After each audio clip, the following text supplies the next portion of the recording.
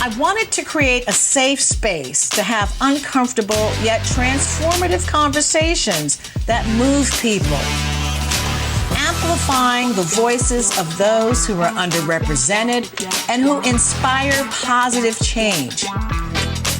I'm Tony Williams, and this is Brooklyn Savvy.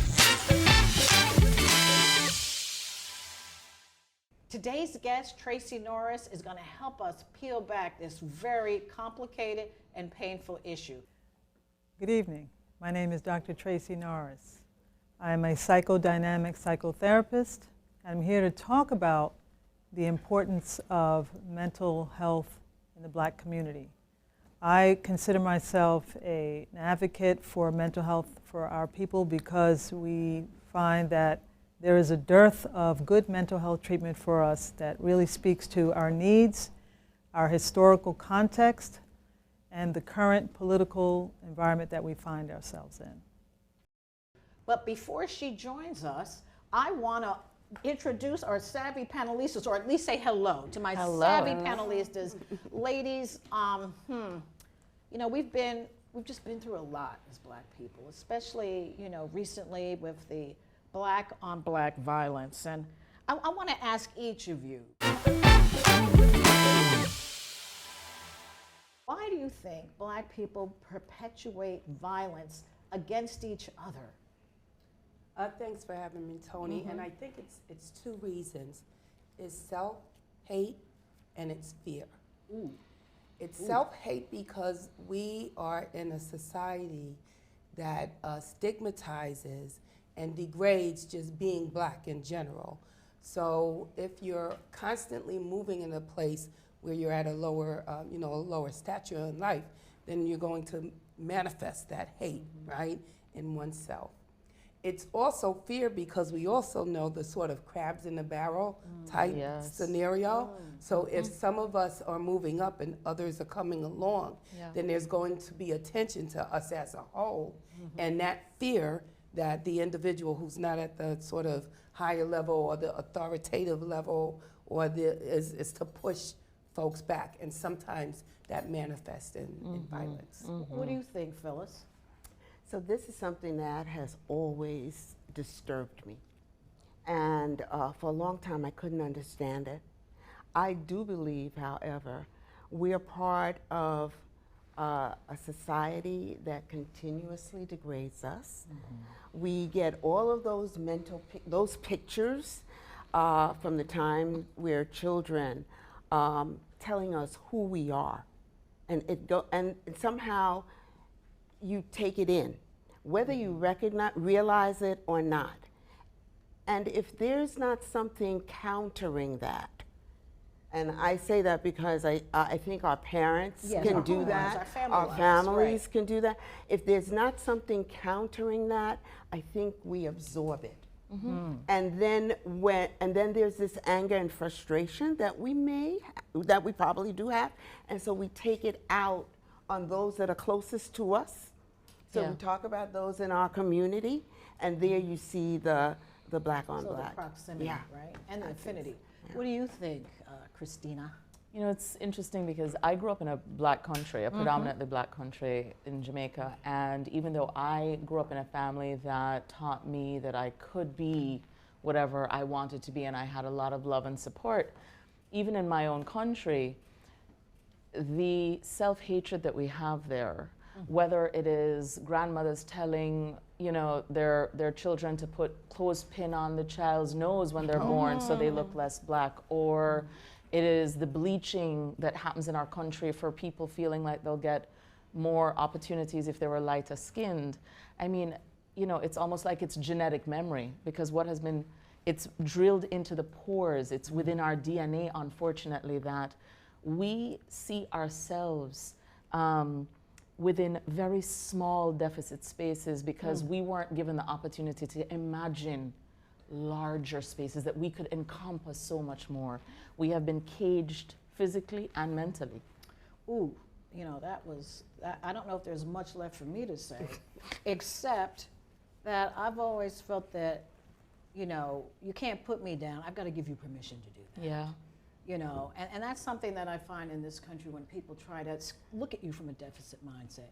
Yeah, you look at me that way, but guess what? I don't see myself that way, and I'll never allow that. But what we're going to do is bring on our expert, Dr. Tracy Norris. Thank you, Tracy, for coming on.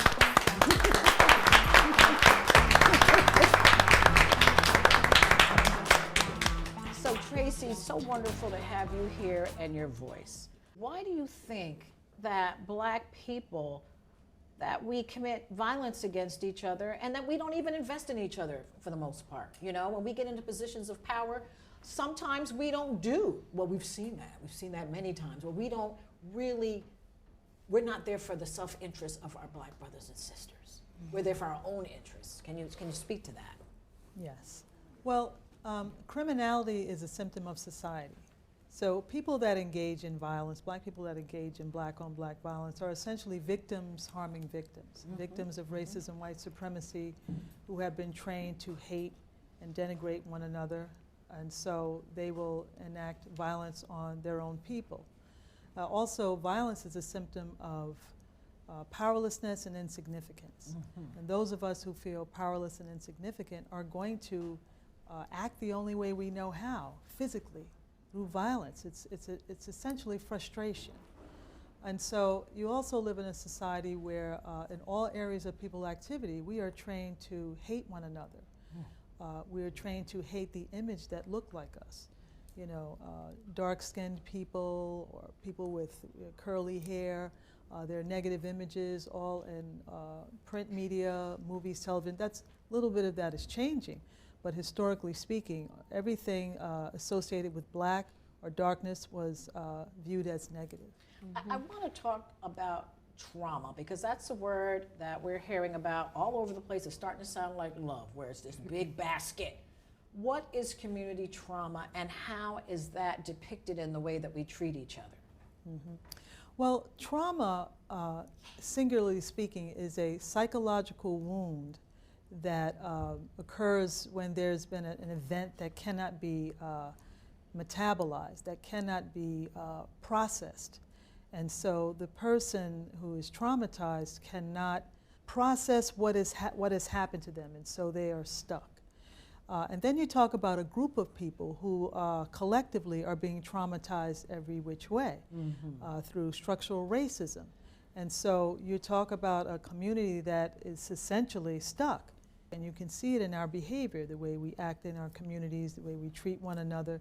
These are expressions of traumatic behavior. However, in the media, it is viewed as a deficit in character, if you will, or that we're an inferior people, versus really understanding the historical context of the behavior as well as what is happening in today's society that perpetuates that behavior. Talk to us about the historical piece to this, because we've spoken about Willie Lynch. If you could just elaborate on that.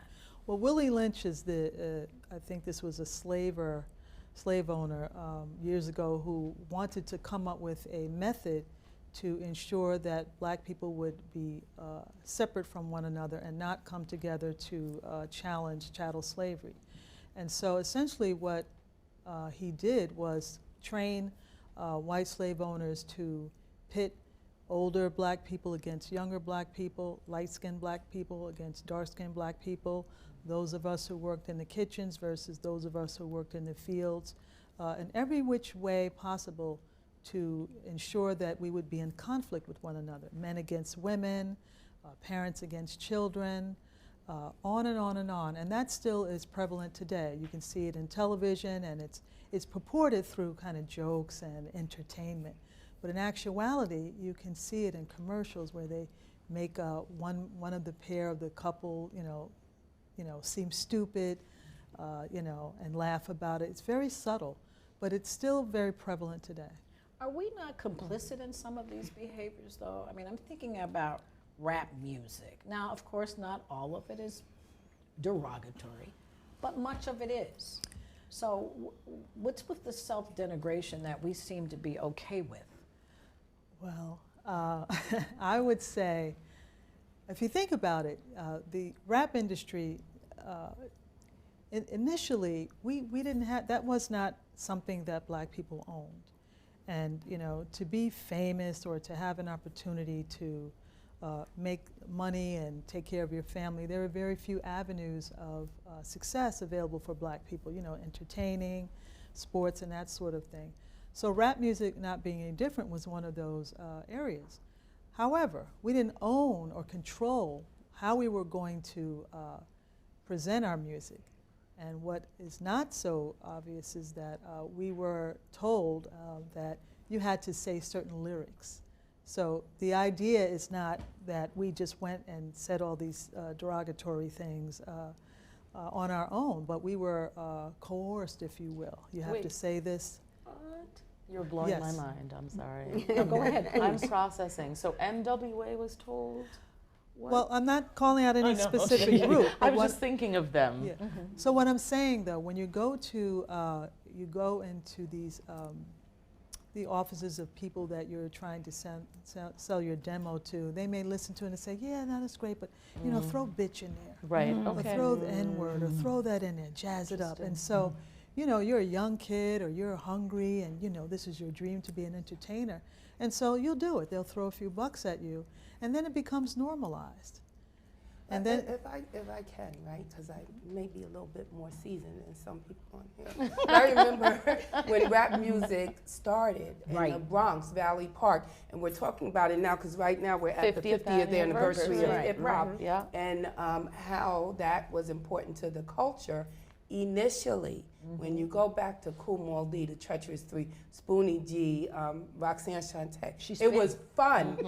They were going to parties, and I can, sing better than you, or Roxanne, I want to be a man, but she don't want to talk to me. So that was not the genesis of rap music. Absolutely. And I would even say submit, right? MWA was talking about the experiences of of the being trauma onto Black them, bodies. right, Yeah. as community members. It was over time, right, that you started to see a little bit of a different spin on, how we talked about each other in rap music. So I would kind of say that it, to your point, Doctor, that it metamorphosized into, and not everybody, but into some of this self-degradation that we see, Absolutely. absolutely, and I agree. It Right. initially started out with us just being creative, Right. and I grew up with the Sugar Hill Gang, Yes. and Yeah. and so it was fun, like you said, and it was a way for us to connect and communicate with one another, and a coming of age kind of experience. But to your point, over time, when you say over time, it metamorphosized, but it didn't just metamorphosize by itself. not You know, organically. not, Mhm. yeah, it's Intentional. like anything that black people will create. I mean, it becomes co-opted. And so if you don't control the industry, we didn't control it. And so you have people, again, like I said, why don't you say this and why don't you say that? So knowing what we know about an intentional strategy to make us feel inferior, is this social political context going to change anytime soon? I don't think so. So what is it that we can do to shift the way we're treating each other? How do we need to be thinking about ourselves? Well, the first thing we have to do is begin thinking. I encourage people to slow down and ask themselves, why are they doing what they're doing?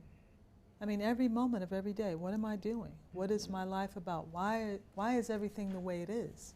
To begin to think. This culture has sped up so exponentially that we don't have time to think. And I think that's by design, to get people distracted, to get people to focus outside of themselves versus inside, where you have time to sit and reflect and to just wonder about the nature of reality. On top of that, we are encouraged not to study and understand our own history.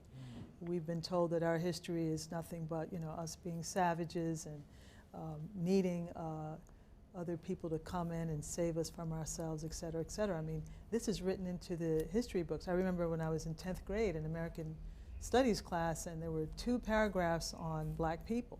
And the 2 paragraphs really talked about us being enslaved. And that was it. This was 10th grade for me. It wasn't until many years later when I began to study our history. So studying our history is critical. to And what about understanding this ourselves. idea of psychological autonomy, you know? Yes. I'd like you to just kind of share what that is. Yes, Because that- this is all about, again, okay, we know what the reality is. It's been this way for my whole life. But again, the social political climate won't be changing, but what is it that we can do? How can we inform our kids so that we can at least stop the pain we're inflicting on ourselves? Right.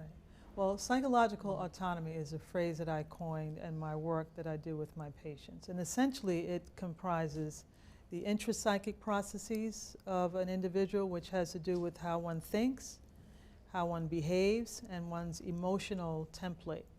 And then there's the sociopolitical part of it, which has to do with the economic and political underpinnings of society.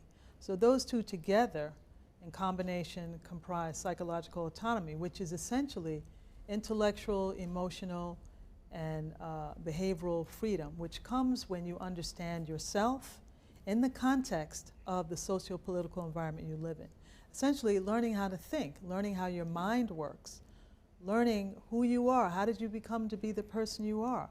How did you come to be the person who thinks the way you think? So looking at your family of origin, you know, how you were raised, what your experiences were, but not just separate from the socio-political reality. We cannot exist individually without understanding the reality we live in.